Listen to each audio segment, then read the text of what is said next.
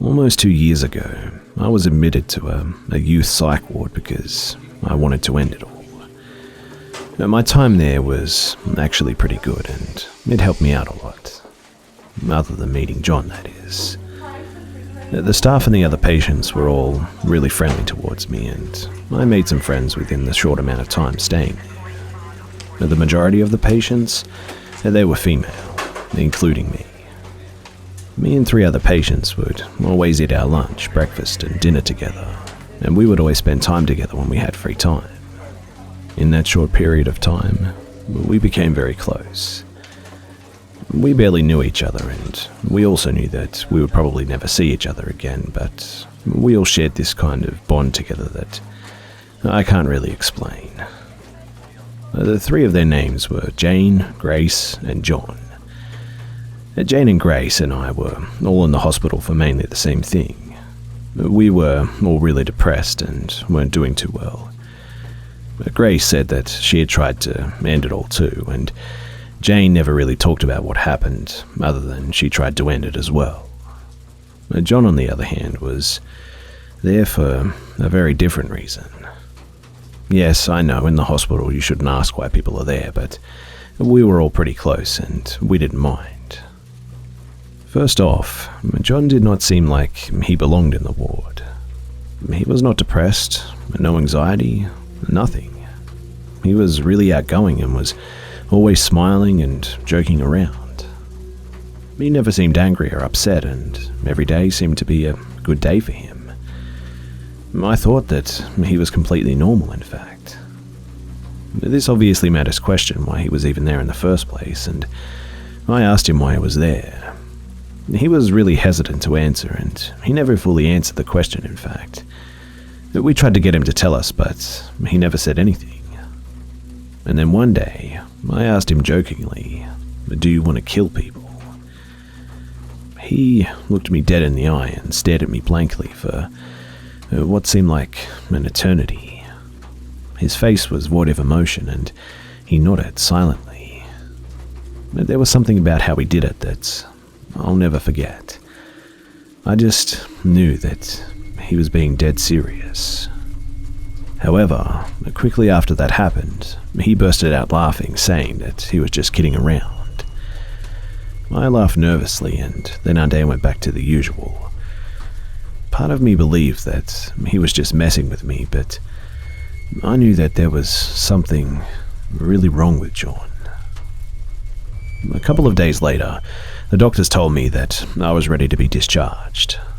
I was the first one out of all of us to be discharged, and I was actually sad to leave my new friends, but I was happy to be back at home, I must admit. I said my goodbyes, and I'd never seen any of them again. Probably 6 months after my hospitalization, it started to happen. I started to get these weird cryptic messages sent to me on my social media. Some of them were almost threatening, in fact. Sometimes I would get them every day for a week, and then sometimes months would pass without even getting one. The messages would almost be in a broken English and would make pretty much no sense at all. One of the messages was saying that there was a person who lived inside my house and would hide in my kitchen. One of them said that when I slept at night that the person would float over me and watch me sleeping every night. I didn't know who the messages were coming from at the time, but I was obviously pretty scared. Some of the messages were extremely apologetic too, and then others were about how I'm going to burn in hell for eternity. They did disturb me. However, I didn't think much of it than someone trying to play a prank on me or something. So I stopped reading the messages eventually, and I just stopped getting them. Well, for a while anyway. Everything was back to normal, and the harassing messages, they seem to have stopped for a few months now. I actually ride horses, and one of my horses had passed away, so I posted a picture of her on my Instagram to remember her by. Soon after that, I received a message that honestly made me feel sick to my stomach. It was 2 links to a photo sharing site. I knew it was the same person who sent me the messages, so I clicked on it. And the first link was a photo of my mother's bedroom. Photos of our house were online for sale. And there was also a decapitated horse head lying on the bed that had been photoshopped in. The image was heavily distorted and everything was red. And the caption below read, "He's burning in hell, and there's nothing that you can fucking do about it."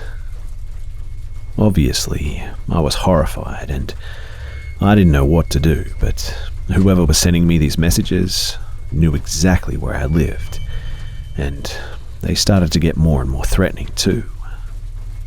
I felt really sick at the time. My horse, who I loved, had just died, and someone sent me this? Why would someone do this?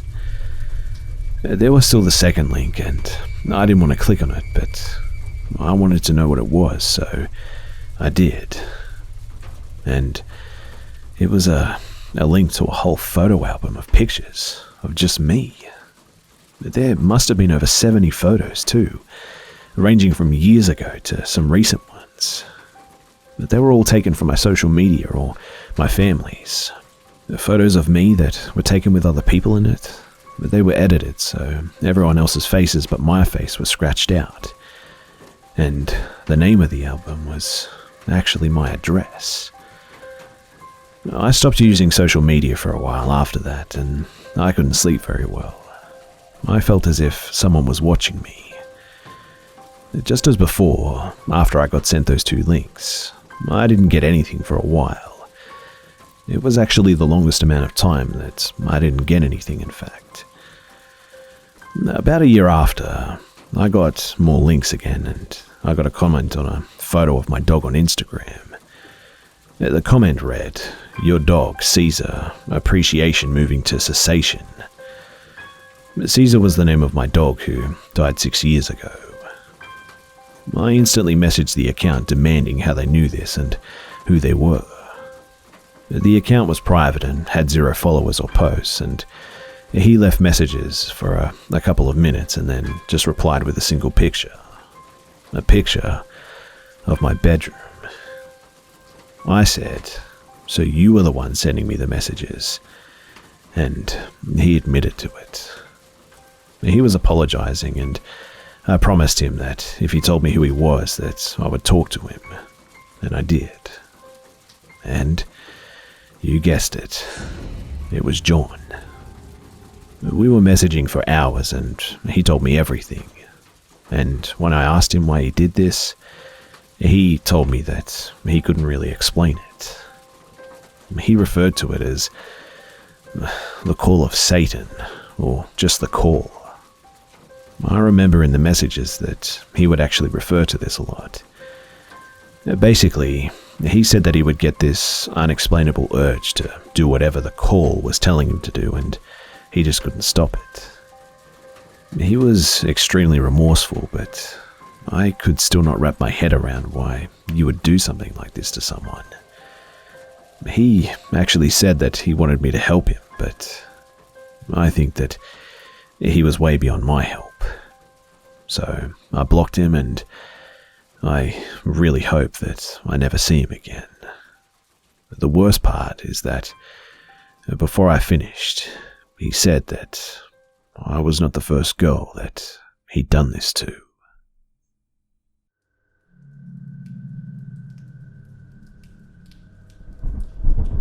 When I was 15 years old, I lived in a rural area about 20 minutes outside of the actual town that I called home. I was home from school alone one day, and a white car pulled up in front of our mailbox and stopped. I was upstairs in my room and saw from the window, but couldn't see who was in the car. Whoever it was sat there for several minutes without getting out of the vehicle, not long enough to kind of weird me out, and then just drove away. We weren't super close in distance to our neighbours, but we weren't miles and miles apart either, and I remember that one of our neighbours a bit down was selling their house, so I chalked it up to a potential buyer having the wrong house or simply checking out the neighbourhood, and I thought nothing else of it really. Fast forward about a week or so, and it was a Friday night, and I'd gone downtown to see a premiere of a movie with my boyfriend at the time. I remember it was a special occasion, and I had begged my parents consistently for weeks to push back my curfew so that I could go and see this movie. Since it wouldn't be over until 1 a.m, and it took 20 minutes to get home from town, they were pretty reluctant, but finally agreed to it. When the movie was over, my boyfriend Jason and I walked slowly to the truck. It was a well-lit and relatively safe area, so we stood around in the parking deck trying to push curfew for as long as possible. There weren't many vehicles at that time of night, but I realized suddenly that I recognized the one parked straight across from us, the same white car that had been at my house a week earlier. The car was running and there was a man, maybe mid-30s, sitting alone inside. I could have passed this all off as just a coincidence, except as I continued to look at him, he turned his bright lights on us and spun out of the parking deck after almost running into Jason's truck. I obviously had a horrible feeling about this and asked Jason to take me home immediately. As we pulled out of the garage, we saw the car parked across the street from the movie theater. All the lights off, men still inside, but he didn't follow us, so we just went home a little shaken. I had no idea at that moment that this was the start of 3 long and torturous years of being stalked by this man. A couple of months after the parking deck situation, the encounters became more frequent and weirder, and I hated being anywhere alone at any time. I never knew when and where I would see him or how much time would pass between encounters. It became clearer, though, that he was watching me all the time, because he only made himself known when I was alone with my boyfriend, and never with my parents or even with other friends at all. I became terrified for some stupid reason that none of my friends would believe me if I told them, so I kept it between Jason and my family. Until one day, my friend Rachel, who lived maybe 5 miles away from me, started telling me about this creepy guy who showed up at a house over the weekend. Rachel's dad worked Saturdays, so she was home alone with another friend of ours, Megan. Everything was normal until around dusk when they began to smell cigarette smoke. My heart instantly began racing because by this time, this was becoming an everyday occurrence for me. I was smelling cigarette smoke, finding cigarette butts around my house, even though none of my family smoked, and I could never really trace the source. I had a nagging suspicion, though, of course, that it was connected to my stalker, but hadn't confirmed it as of yet. So, as Rachel and Megan were looking for the source of the smoke, Rachel realized that she had left a window in the back room open, and the smoke was coming in from the back porch. Seeing that there was a strange man on her porch, she quickly goes to close and lock the window, and in her words, he turns around with dead eyes and looks straight through her like she wasn't really there. Megan immediately called the police, but Rachel continued to stand there in a little bit of a shock as he smirked at her and stared until his cigarette was done. He then just got up calmly and walked away. The police came but found no trace of him except for cigarette butts on the porch and scattered around the backyard, indicating that he had been there for quite some time. I immediately began to describe the creep to Rachel, and it was definitely the same man. She hadn't seen or heard the white car at all, and they guessed that he had parked down the road and walked down Rachel's almost mile-long driveway or through the woods a bit or something. As time went on, my stories were all well documented with the police department, but they'd never even seen the guy. He was too good at getting away. I have to give them credit too, because they never doubted the truth in my stories and always showed up quickly, even as it was becoming apparent that this guy knew what he was doing and wasn't planning to be caught anytime soon. We also began to suspect that he had a police scanner in his car or something. One night in particular, almost 2 years after the Rachel incident, Jason and I were coming home a little earlier from a date. My parents had gone out as well that night, and we had a strict rule that we couldn't be home alone with no adults. So Jason and I began to talk in the driveway since my dad had called and they were only about 10 minutes away. We were too scared, given the circumstances, to get out of the truck, and we kept our eyes peeled for the creep, but we figured 10 minutes wasn't all that long. But, sure as the world, not even a minute later, we saw headlights turn on in the bushes across the street from my driveway. This freak had backed his car into the bushes and waited for us to come home. Jason immediately got on the phone with the cops, and I called my dad, who was literally flying home at this point, as the man revved up his engine and flashed his lights. He then proceeded to get out of his car and walk towards Jason's truck. And I will never forget how slow he was, methodical and emotionless. It felt like I was living out a serial killer movie or something. I was sobbing by this point, and we had the doors locked, of course, as the man walked up to the passenger side where I was sitting and stood only a couple of feet away from my window, just staring at me. He never made a move for the door, and he simply stood completely still and stared. He held eye contact with me with his eyes like black holes. Jason was actually a baseball player and had been keeping a bat in the back seat exactly for a moment like this. He pulled me toward him and away from the window and grabbed the bat, but this man didn't even flinch. He switched his gaze to the bat for a few seconds, smiled this huge and disgusting grin, and then just walked back to his car and drove away. It felt like 40 minutes had passed, but it couldn't have been more than 5 minutes because the man was gone for a couple of minutes before my dad came into our driveway doing like 80 miles per hour. And the unfortunate thing is that the cops, they never caught him. But there were many more stories of torture too, such as leaving dead animals outside of our front door and shining flashlights into our windows in the middle of the night. But nothing anyone did could trip this guy up. My family had tried pretty much everything by this point. And my older brother had even desperately tried to chase the guy through the woods behind our house one night and lost him. The police wanted to help, but they only had my stories and the corroboration of my boyfriend, Rachel's encounter, and one kind of vague sighting of a car in town. I didn't even have a name for anyone to file a restraining order against. Not that it would have done any good anyway. And maybe the creepiest part of all of this, in the 3 whole years, this guy never spoke a single word.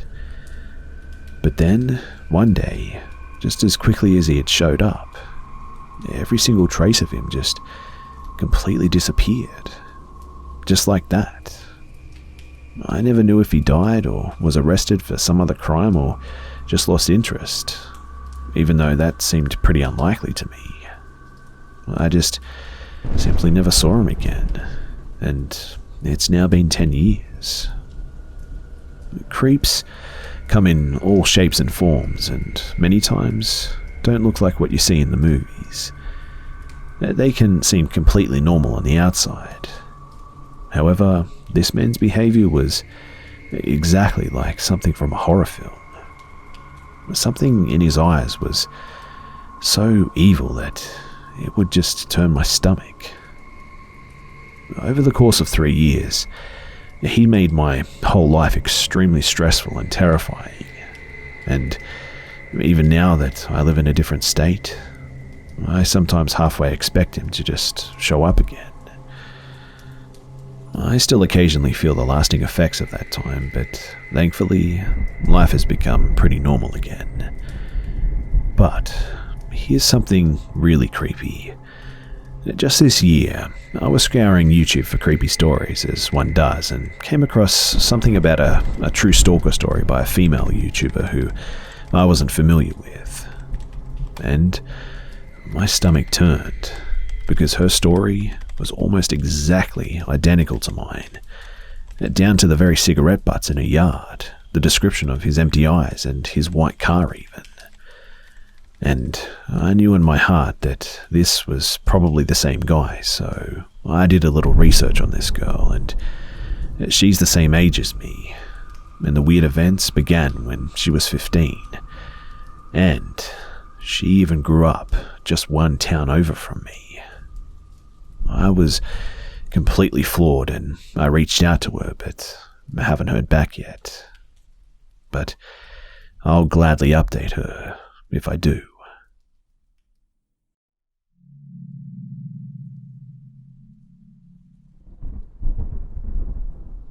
At the time of this story, I was 19 years old and gay.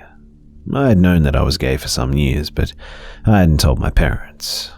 Some of my friends knew at the time, and I had plans to tell more, but didn't have the guts for it yet. My school was offering a 4-month exchange program to the US. A few of my good friends wanted to go and talked me into going as well. We were a group of 20 pupils going, and my good friend, Laura, threw a leaving party a few days before we all went. At the party, we ended up talking about relationships and stuff. A plan was made, well, more a deal really, and our goal was that each one of us was going to get a hookup at one point or another during the 4 months that we were in the US. Getting more and more drunk, we ended up playing Truth or Dare, and someone asked me if I was gay. I looked at Laura and she could probably see the fear in my eyes and nodded. So, with the power of a helpful nod and quite a bit of alcohol, I said yes.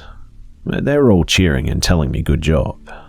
Somehow, they had all known and they just wanted me to say it. So, one of the boys, Sam, he walked over to me, stumbled, and put his arm around my shoulder and told me that we would find a nice guy in the US for me. 4 days later, we're standing in a small city in Minnesota.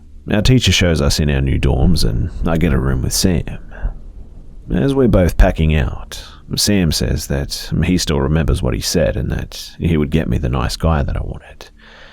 I smile a bit to myself because I never thought of myself as a pretty guy, so I didn't think that I had any chance of getting someone nice or pretty or anything. In the middle of us packing out, an American walks in. He says hi and he tells us that his name is Noah.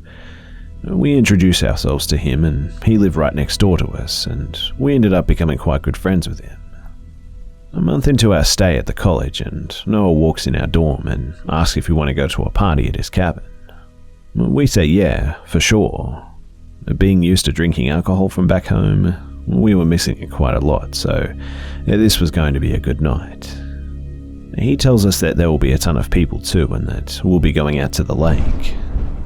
As Noah goes to leave, Sam runs after him to ask him something. I later find out that he ran after him to ask whether there would be any gay people at the party, and apparently there was going to be. It turns out Noah knew quite a few gay people. We get to the cabin and we can hear music blasting and people having fun.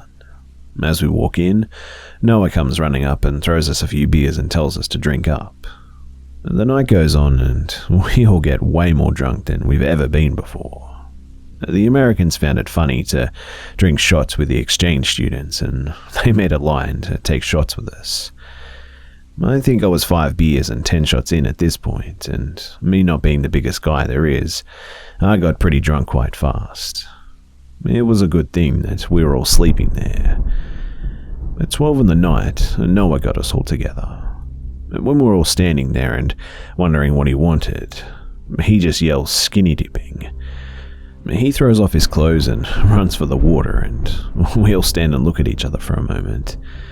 Seconds after, he's in the water with the rest of us and throwing our clothes off and running in. Sam and some other guy swam over to me and put an arm around my shoulder, somewhat awkwardly, and he points out this guy and says that he's called Brody. I look at Sam and he looks at me and back at Brody, and he then goes to say that Brody is gay as well. Right after he said that, he swam off and just left us alone.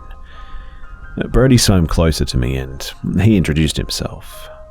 We talked most of the rest of the night, and at the end of the party at around 7 a.m, we head to bed. I lay down on my air mattress and fall asleep moments later. I wake up not long after that and I felt weird down at my groin. I look down and Brody is taking off my pants.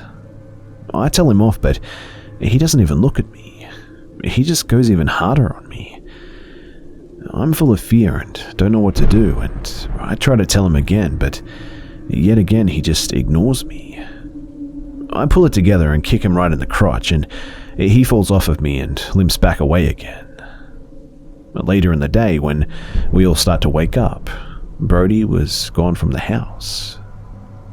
Some of my friends start asking me if me and Brody had a fun time during the night, and I just told them that I didn't see him during the night. I thought that would be the end of it, but it was only just starting. The first thing that happened, except the party, was a week later.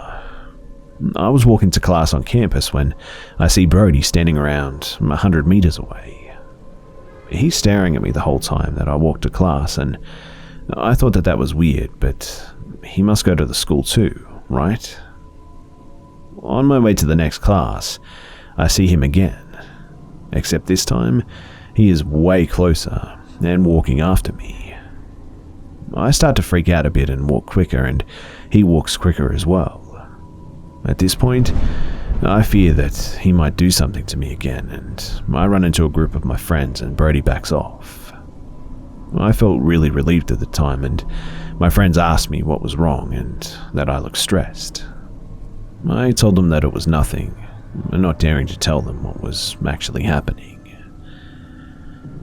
Sam and I had been watching a movie until late in the night one day. As we go to bed, he asked me if I had heard that. I looked at him and said no, and he just shrugs and goes to bed. The next morning, we both wake up to a complete mess. Our place had been totally wrecked. All my stuff was thrown out into the hall and was on the floor of our room. My laptop and phone were missing as well, and all Sam's stuff had been left alone pretty much. It was only my things. We call the security, who then in turn call the police, and the police ask me a few questions and look around a bit. They don't seem to find anything, but tell me that they'll be in touch if they do. At the end of the day, I go out to buy a new laptop and phone with Laura. As we walk out of the Apple store, she points at a guy and said that, "Wasn't that the guy you flirted with at Noah's party?" Ice is running through my veins at this point, and I said no though, and pulled her with me in the other direction of Brody. And after that, we saw him each time that we got out of a shop too. I mean, he was everywhere. We go to a small cafe to get something to eat. We sit down on outside chairs at the cafe, and the whole time that we sat there, we could see Brody just staring us down from across the street. We both get freaked out and agree that we have to ask Noah about this guy. When we get home, we went into Noah's room next door. We're chatting with him a bit, and we then asked him about Brody, and he said that he didn't know anyone with the name of Brody. Then he asked for a picture of Brody to see if he could recognize him, and he shrugged and said that he hadn't seen him at the party. We told Noah about what was going on, and he agreed that it was really odd. After we had talked to Noah, I asked Laura to go with me to my room since there was something that I wanted to tell her. I proceeded to tell her about the night of the party and how Brody was touching me. She told me that I had to go to the police with this. I mean, I had pictures of it so they could look for him. I agree and tell her that I'll go to the police the next day. I walk into the police station of the town ready to hand in pictures and tell them about how he'd been stalking me. Since they already had an open case with me from some time earlier, they knew who I was. They took the photos and told me that they would open another case since there was nothing yet that linked the two cases together. They said that they would send out 2 officers in an unmarked car to hold an eye on the dorm building for the rest of the week too. Having left the station, I felt a little bit better knowing that there would be 2 police officers outside the dorm building. That night though, I woke up freezing. Both the window and the door, they were wide open and my blanket was gone. I woke up Sam and asked him if he was playing a joke on me, and he told me no. Closing the door and the window, I looked around for my blanket so that I could go back to sleep again, and it was nowhere to be found. So Sam ended up giving me one of his.